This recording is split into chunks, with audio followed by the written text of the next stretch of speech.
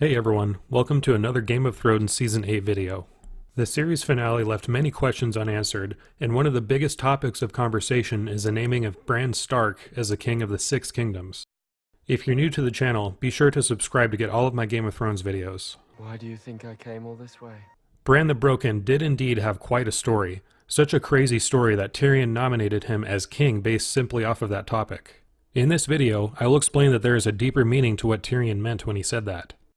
From climbing the towers of Winterfell and waking up paralyzed, to traveling north of the Wall and becoming the Three-Eyed Raven, the amount of stories that Bran has is much more than one person could put into a single video. We don't have time for all this. In Season 8, he starts off by reuniting with Jon and immediately warning Daenerys about her dragon being recruited for the Army of the Dead. The Night King has your dragon. He's one of them now. The wall has fallen. The dead march south. He then discusses what he knows about the Night King and the Army of the Dead when everyone is strategizing in Winterfell. He knew the intense hatred the Night King had for the Three-Eyed Raven, and he knew that the Night King would fall for the bait if he waited for him in the Godswood. As expected, this is exactly what happened, and against all odds, the living prevailed.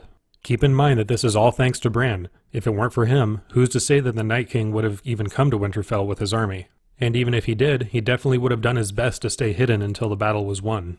Bran being the Three-Eyed Raven was the only reason why the Night King was willing to risk everything to expose himself. As Sam said, he was the memory of mankind, and he was always the Night King's primary target. The next thing that we see Bran do was help tell the last of the Starks who Jon truly was.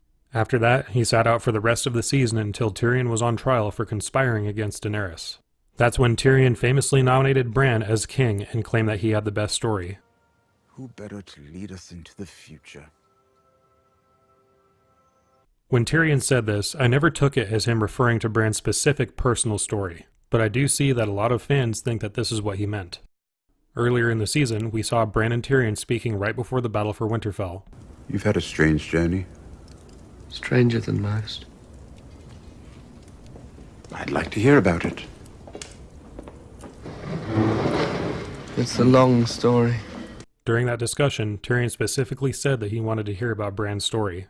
We did not hear the rest of this conversation, but it seems that there is a good chance that Tyrion knew about Bran's new abilities at least a little bit. And then after the battle for Winterfell, Tyrion spoke with Bran once again. I don't really want anymore. I envy you. You shouldn't envy me. Mostly I live in the past.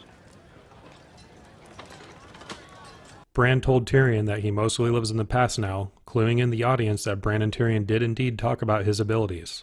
Bran knows everything about everyone, all of his enemies, family, friends, you name it. More specifically, Bran knows all of their stories. Someone could approach Bran and ask literally any question about a person, battle, or anything in history, and he would have a story to go with it. This is what Tyrion was getting at when he claimed that Bran had the best story, because Bran has an unlimited amount of stories about an unlimited amount of topics. It's actually a pretty smart choice. Nobody can lie to him, scheme behind his back, or plot any surprise attacks. He could help the realm learn from past mistakes, prepare for foreseeable problems more effectively, and fix any inaccuracies in the history books. Ever since Season 7, we have all known that Tyrion was concerned about the line of succession. How do we ensure your vision endures? After you break the wheel, how do we make sure it stays broken? You want to know who sits on the Iron Throne after I'm dead? Is that it? You say you can't have children, but there are other ways of choosing a successor. The Night's Watch has one method. The Ironborn, for all their many flaws, have another. For all of the mistakes that Tyrion made in the past, he made the right call on this one. Bran will live out his days as a very competent ruler who will truly guide the realm into the future in a positive way. That's the first time you could say that about a ruler in the past 50 years at least. And who knows, maybe as Bran becomes old, he will train a new Three-Eyed Raven that can be nominated as the next king after him. As always, thank you for watching this video and my analysis of Bran's ending. I will be doing many more of these videos, so be sure to like and subscribe to catch more of them.